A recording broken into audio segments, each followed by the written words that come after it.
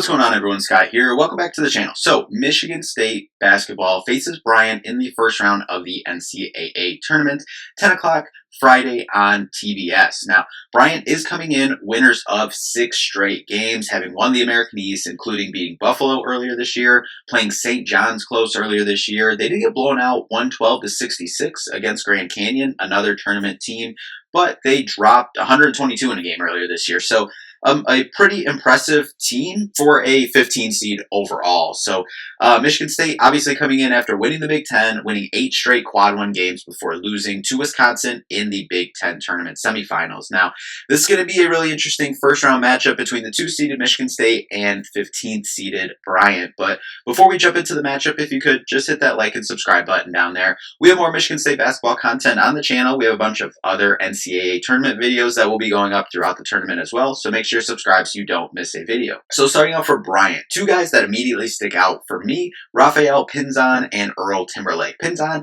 19 points a game, 39% from 3. Timberlake really gets it done on all levels for them. 16 points a game, 8 rebounds, 5 assists, a steal, almost 2 blocks a game.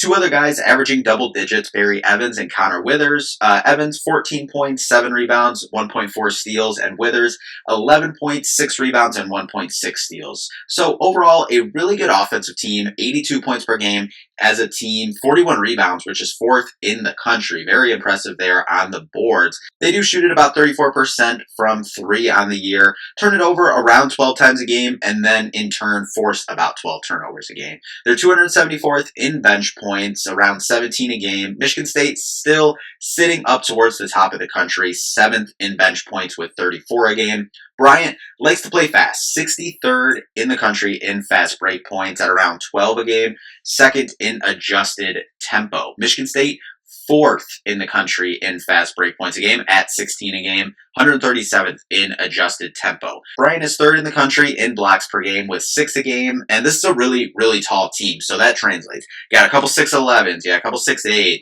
6'7s, but multiple guys, and their guards are tall. As we just talked about, Pinzan and Timberlake, the 2 key guys, up top for them. They're their guards. They're handling the ball. They're making things happen for them. So definitely could cause some issues in this one. The key here, I think, is Michigan State forcing turnovers and not turning it over themselves. As we mentioned, Bryant turn it over themselves about 12 times a game and force about 12. Michigan State, we always talk about staying in that 8 to 12 range. If they can do that, even on the lower end, and then force them to turn it over more than that 12 times, I think that'll be a key for Michigan State in this one, looking at the turnover margin. Also, Michigan State's 2-point defense to keep this long, athletic team out of the paint and force a middle-of-the-pack 3-point shooting team, I'd say at, 34% on the year, I believe I said, 34%, forcing them to shoot threes and tough threes against Michigan State, a top 2, 3, I think they're 2 in the country right now, 3-point defense. So forcing them into taking tough threes and trusting your defense on the inside, in the mid-range, and in the paint. But Pinzan and Timberlake are both 6'6", as I mentioned. So Michigan State could be giving up some size in those guard ball handler matchups, should I say. And watching their film, they attack the rim hard and attack the offensive glass, over 13 offensive rebounds a game. Very impressive there.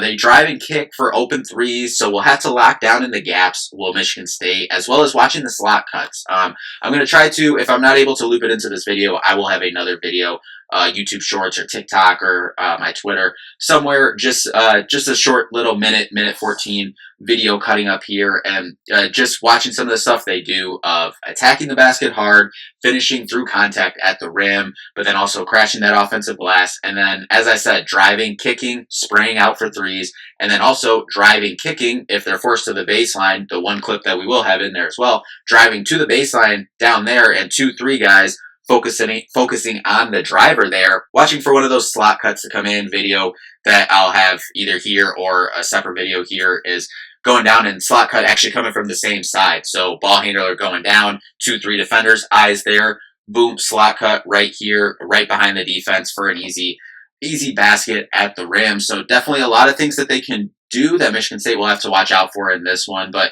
I'm curious if we could see some Cohen Carr on Timberlake for them, because with his physical nature, obviously big 6'6", I imagine they'll mainly go to Jaden Akins here.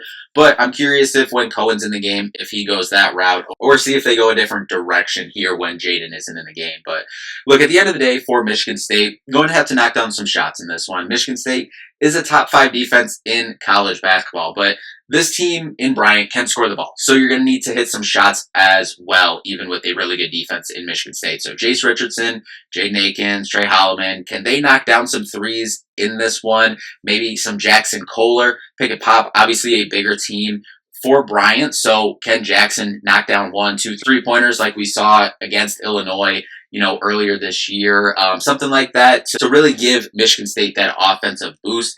And then Jeremy Fears Jr., would love to see him continuing to be aggressive. I mean, he is playing his best basketball right now. Tom Izzo even said that. So continuing, getting to the lane, finishing through contact, little floaters, getting fouled, going to the line, knocking down a 3 or 2 a game would be nice, since if they are going to continue to play that drop coverage. But would love to see that continue, and excited to see Jackson Kohler in this matchup as well. We're going to need him to be rebounding the ball like he's done so well all season long. We're going to need all 5 guys on the floor to rebound, because they're very impressive on the boards, as we said, and they are very good offensive rebounding as well. As we said, 13 offensive rebounds a game. So going ahead to crash the glass on both ends is Michigan State here. Bryant is the 152nd team on Bart Torvik, 190th in adjusted efficiency offense, 151st adjusted efficiency defense. Michigan State number 13 on Bart Torvik, currently number 8 in the polls. 36th adjusted efficiency offense, 5th adjusted efficiency defense. Now, Bart Torvik has this as an 85-67 Michigan State win. But I think this is going to be a close game. I think Michigan State, last I checked, was favored by like 18.5.